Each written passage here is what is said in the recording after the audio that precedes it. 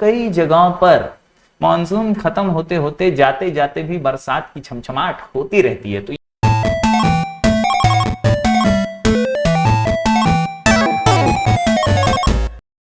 Hello everyone, मैं हूं जयेश राजगौर और स्वागत है आप सभी का इस नए इंटरेस्टिंग यूट्यूब वीडियो में। दोस्तों, हम पढ़ रहे हैं क्लास 10th महाराष्ट्र बोर्ड का ज्योग्राफी चैप्टर नंबर 4 क्लाइमेट और ये है लेक्चर नंबर 3। जी हाँ दोस्तों, जैसा कि आप जानते हैं इस चैप्टर को हम थोड़ा सा अलग ढंग से पढ़ रहे हैं। हम पॉइंट्स टू रिमेंबर को लिख करके प्रैक्टिस करने वाले हैं और फिर गिव रीजंस को इंपॉर्टेंस देते हुए अच्छे से पहले वो कवर कर रहे हैं। ठीक है, तो आज फिर से इस वीडियो के माध्यम से हम रिकैप कर लेते हैं पहले ब्राजील और इंडिया के क्लाइमेट के पॉइंट्स टू रिमेंबर और फिर कर लेते हैं कुछ इंपॉर्टेंट गिव रीजंस। जी हाँ, सबसे पहले ये चैप्टर क्या है, तो ये है comparative geography of climate of India and Brazil. दोनों ही देश वास्ट लैटिट्यूड और अल्टीट्यूड से हैं और इसीलिए अलग अलग वेरिएशन देखने मिलते हैं ब्राजील और इंडिया के अलग अलग शहरों में, अलग अलग स्टेट्स में। Brazil experiences wide range of climatic variations due to vast latitudinal extent। जी हाँ, तो ये कुछ है पॉइंट्स टू रिमेंबर। इक्वेटर गर्मी गर्मी गर्मी, याद रखिए इक्वेटर हॉट क्लाइमेट। इसके अलावा tropic of Capricorn temperate climate, temperate बोले तो माइल्ड क्लाइमेट है यहां पर। इसके अलावा ब्राजील में बारिश कैसे होती है, तो याद रखिए साउथ ईस्ट और नॉर्थ ईस्ट ट्रेड विंड से होती है। ओरोग्राफिक रेनफॉल होता है कहीं कहीं पे जहां पर एस्कार्पमेंट की वजह से विंड्स रुक जाती हैं। तो एस्कार्पमेंट क्या है, बैरियर है। पिछले 2 वीडियो जरूर देखिएगा, उससे आपका एक अच्छा रिकैप हो जाएगा। मैं आई बटन में डिस्क्रिप्शन में लिंक दे दूंगा। इसके अलावा दोस्तों एक जगह है जो ड्रॉट क्वाड्रिलैटरल बन जाती है क्योंकि वहां बारिश हो ही नहीं पाती बिकॉज ऑफ द एस्कार्पमेंट्स बैरियर, और यहां पर दोस्तों एक रेन शैडो रीजन क्रिएट हो जाता है। ये कुछ महत्वपूर्ण बातें दोस्तों हमने नोट डाउन की हैं ब्राजील से रिलेटेड, ब्राजील के क्लाइमेट से रिलेटेड। अमेज़न वैली में भरपूर बरसात होती है, 2000 mm तक की बारिश यहां पर देखी जाती है। इसके अलावा दोस्तों हम बात करें the zone in which most of Brazil and India lies is a tropical zone, तो हमारे जो ग्लोब के ऊपर equator, tropic of Capricorn, tropic of cancer, तो बहुत ज्यादा हिस्सा ब्राजील का ट्रॉपिकल जोन में आता है, इंडिया का भी ट्रॉपिकल जोन में आता है। ये महत्वपूर्ण बातें। इसके अलावा अगर बात करूं मैं इंडिया की दोस्तों, तो मॉनसून टाइप ऑफ क्लाइमेट यहां पर देखने मिलता है सनरेज परपेंडिकुलर। याद रखिए सनरेज परपेंडिकुलर हमारे यहां पर फॉलो करती हैं ट्रॉपिक ऑफ कैंसर के यहां, और इसीलिए दोस्तों एवरेज टेम्परेचर्स जो हैं वो अक्सर देखे जाते हैं through out the year in India. Latitude हमारा भी वास्ट है और अल्टीट्यूड ऊंचाई पे भी बहुत सारे जगह हैं, इसीलिए भी डाइवर्सिटी देखने मिलती है। कश्मीर में बर्फ गिरते रहती है, राजस्थान में एकदम सूखा पड़ा रहता है। तो ये बॉस दोस्तों जो है ये क्लाइमेटिक कंडीशंस हमारे यहां पर देखे जाते हैं। इसके अलावा less amount of rainfall in Gujarat and Rajasthan देखने मिलता है। Erratic rainfall, drought, cyclones, floods जैसी गतिविधियां, जैसी घटनाएं भी अक्सर हमारे यहां पर महसूस की जाती हैं।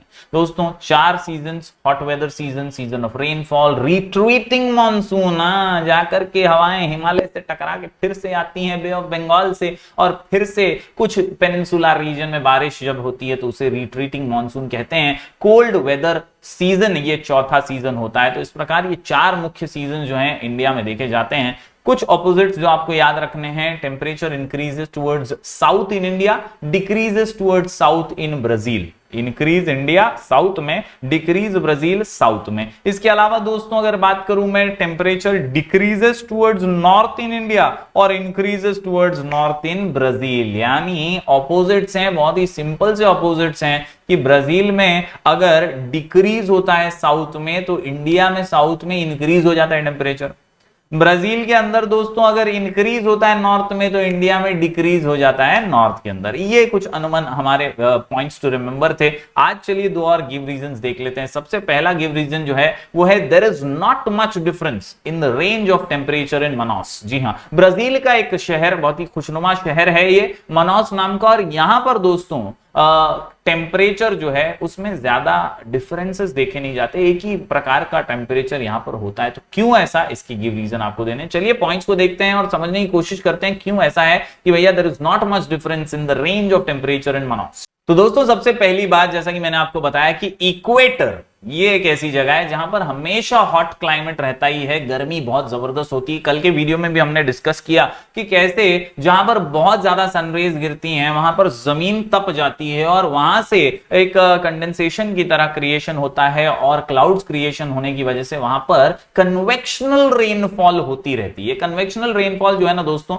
ये थोड़ी सी तकलीफ दे देती है। रोज डेली बारिश होती है यहां पर, और ये रीजन जो है ये हमेशा हॉट ह्यूमिड क्लाइमेट वाला रहता है, क्योंकि यहां पर तापमान जो है गर्मी वाला बहुत है। और बारिश इसलिए होती है क्योंकि जमीन जो है, लैंड का सरफेस जो है वो तप चुका है। तो मनोस उसी जगह पर स्थित है और इसीलिए यहां का तापमान जो है, यहां का टेम्परेचर जो है, इसमें कोई बदलाव कभी होता नहीं है। Manaus is located to the north of Brazil and lies close to the equator. Simple हो गया, अंडरलाइन कर लीजिएगा। Manaus lies where? It lies close to the equator. This region receives perpendicular rays of sun throughout the year.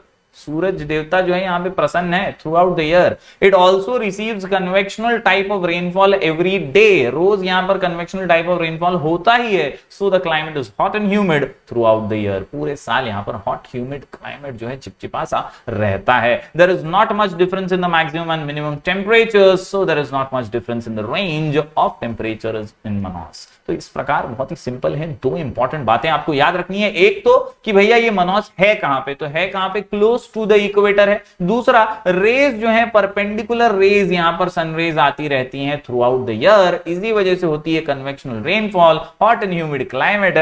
That is why, my dear students, there is not much difference in the range of temperature in Manaus. एकदम simple. बढ़ते हैं आगे। अगला जो हमारा give reason है वो है इंडिया के बारे में। India receives precipitation from the north east monsoon winds too. यानी कई जगहों पर मानसून खत्म होते होते जाते जाते भी बरसात की छमछमाहट होती रहती है। तो ये क्या है boss? India receives precipitation from the north east monsoon winds too. तो क्यों ऐसा होता है? तो दोस्तों आप इस मैप के जरिए भी देखना चाहें तो समझ सकते हैं कि बॉस जब विंड्स हमारी ब्लो होती है ना, जाने के टाइम पे हिमालयन रेंजेस तक को पहुंचती है रिटर्न, लेकिन वहां से रिटर्न आते वक्त बे ऑफ बंगाल के पास जब जाती हैं तो बे ऑफ बंगाल के ऊपर बहुत ज्यादा मॉइस्चर कैरी करती हैं और ये मॉइस्चर की वजह से जो होता है ना, ये क्लाउड्स क्रिएट होते हैं। बहुत सारे जो हमारा पेनिनसुलर रीजन है ना, वो पेनिनसुलर रीजन्स के बहुत सारे स्टेट्स पर जाते जाते भी हमारा मानसून होता जाता है और इसलिए प्रेसिपिटेशन जो है नॉर्थ ईस्ट मानसून विंड से भी हमें रिसीव होता है। वापस एक बार जरा ध्यान से देखिएगा। South west monsoon winds return from Himalayan ranges and the retreating monsoon starts in India.